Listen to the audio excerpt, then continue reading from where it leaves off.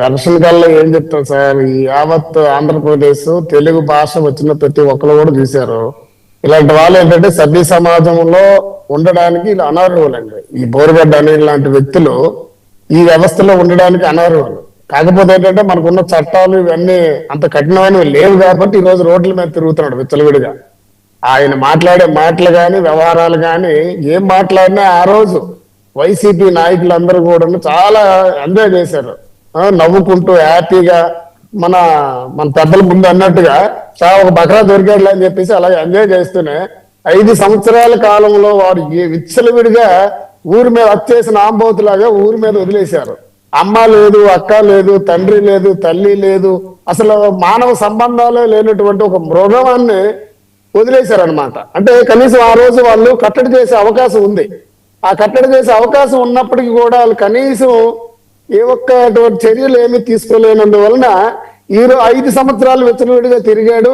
ఇప్పుడు కూడా అన్నాడు సంవత్సరం. ఇప్పుడు నాకు తెలిసి వైసీపీ వాళ్ళు 7-8 నెలల క్రితం నుంచే ఇది మావాడు కాదు అని క్లెయిమ్ చేసుకోకుండా ఆయన అరెస్ట్ తర్వాత నుండి వదిలేశారు ఆయన్ని.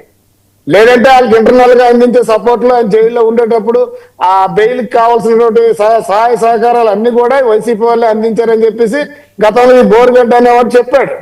అంటున్నాడు కదండి అతను. వాళ్ళు ఏం చేసేలా ఉంటే నేను ఎందుకు ఇలా అవుతాను, నన్ను పట్టించుకోలేదు, 9 నెలలు నన్ను కుమ్ము వదిలేశారు అంటున్నాడు ఆయన. కుమ్మడం కాదు, చెప్పాను కదా, చట్టాలు సరైనవి లేవు మనకి. పోలీసులు కానీ ఏ ఒక్కరు అలాంటి చేయడానికి హక్కులు లేవు కాబట్టి సరిపోయింది. కానండి మన భారత రాజ్యాంగం లేవు కానీ, లేదంటే ఏమేమి చేయాలో అవన్నీ చేయొచ్చు ఆయనకి. కాకపోతే ఆయన చెప్పిన మాటలు నేను చెప్తున్నాను. నాకు బెయిల్ జగన్మోహన్ రెడ్డి ఉన్నాడు కాబట్టి నేను ఈరోజు బయటకు వచ్చిన, లేకపోతే లోపల చంపేసేవాళ్ళు అవన్నీ చెప్తా వచ్చాడు. ఎంతవరకు నిజాలు అనేది మనకు తెలియదు. ఈ బోరుగడ్డ అనిల్ సార్ మీకు ఒక ఎగ్జాంపుల్ చెప్తారు సార్ వర్మ గారు ఇక్కడ. ఈయన గురించి ఇప్పుడు కృష్ణాంజలి కానీ సోదరుడు మాట్లాడిన ఈ గంట ఈయన గురించి మాట్లాడడం దౌర్భాగ్యం. మనకి ఒక బురద ఎవరి మీద జల్లాలంటే ముందు మనం బురదలో చేయట్టాలి కదా సార్.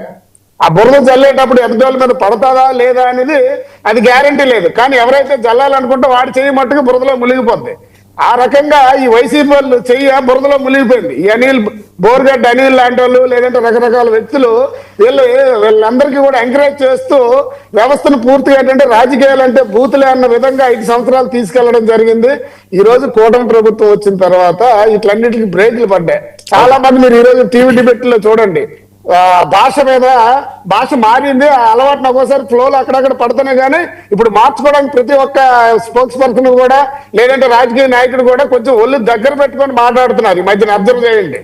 అలాగే ఏంటంటే కూటమి ప్రభుత్వము వచ్చిన తర్వాత వీళ్ళ మీద చర్యలు తీసుకోవడం అనేది జరుగుతుంది. కాబట్టి ఇదే గతంలో జగన్మోహన్ రెడ్డి తీసుకొని ఉండుంటే సార్, బయట వ్యక్తులు వదిలేయండి సార్, సాక్షాత్ అసెంబ్లీలో మాట్లాడినప్పుడు కూడా ఆయన నవ్వుకుంటూ అలా కుర్చీకి చేరబడుతూ ఆయన ఒక ముఖ్యమంత్రి ఆ రోజు అలా నవ్వుకుంటుంటే ఆయన చూసి జగన్మోహన్ రెడ్డి గారు నవ్వుకుంటున్నారంటే ఆయన ఆనందపడుతున్నాడు. ఆయన ఆనందం చూడడం కోసం చెప్పేసి ప్రతి ఎమ్మెల్యే, ప్రతి మంత్రి ఆయన సీదర అప్పలరాజు సార్ అంటే ఇప్పుడు గుర్తు చేస్తాను. లోకేష్, ఒక్కసారి నువ్వు ఇమాజినేషన్ చేసుకో, నువ్వు నీకు గుడ్డలిప్పి కాళ్ళు తిరగేసి నిన్ను కట్టి పోలీసు వాళ్ళు బూటు కాళ్ళతో తంతే ఎలా ఉంటుందో అని చెప్పి సీదర అప్పలరాజు మాట్లాడిన మాటలు గుర్తొస్తున్నాయి సార్. వీళ్ళు ఒకరు కాదు సార్. బోరుగడ్డ అనిల్ అంటే ఆయన ఒక అసలు దేనికి సంబంధం లేనటువంటి వ్యక్తి. ఆయన స్వయం ప్రకటిత నాయకుడు. ఆయన సెంట్రల్ లో 10 సంవత్సరాలు చేశాను అంటాడు. ఆయనకు సొంత పార్టీ ఉంది అంటాడు. ఆయనకు ఒక అడ్రస్ లేని వ్యక్తి. లండన్ లో చదివాడు, ఏదో చదువుకున్నాడు అంటారు. కానీ ఆయన చదువుకున్న వ్యక్తిగా నేనైతే భావించట్లా. కానీ సీదర అప్పలరాజుకి ఏమైందండి? కొడాలి నానికి ఏమైందండి? జోగి రమేష్కి ఏమైందండి? వీళ్ళందరూ వీళ్ళకి ఏంటంటే వీళ్ళు అలవాటు చేశారు. మళ్ళీ ఈ రోజు సార్, ఈ రోజు ఏదైతే పొగాకు రైతుల కోసం అని చెప్పేసి ఈ రోజు ఆయన ఏదైతే కార్యక్రమం పెట్టారో, ఈ రోజు కూడా ఫ్లెక్సీల్లో జగన్ 2.0 వడ్డీతో చెల్లిస్తాం. ఏ వడ్డీతో చెల్లిస్తాం? ఆల్రెడీ వడ్డీతో సహా ప్రజలు నీకు చెల్లించారు. వర్మ గారు ఒక మాట ప్లీజ్. ఇప్పుడు వడ్డీతో ఆల్రెడీ జనాలు చెల్లించినప్పుడు మళ్ళీ అదే భాష, అదే ప్రవర్తన, అదే వ్యవహారాలతో ముందుకు వస్తుంటే ఈరోజు బోరుగడ్డ అనిల్ అవసరం లేదండి.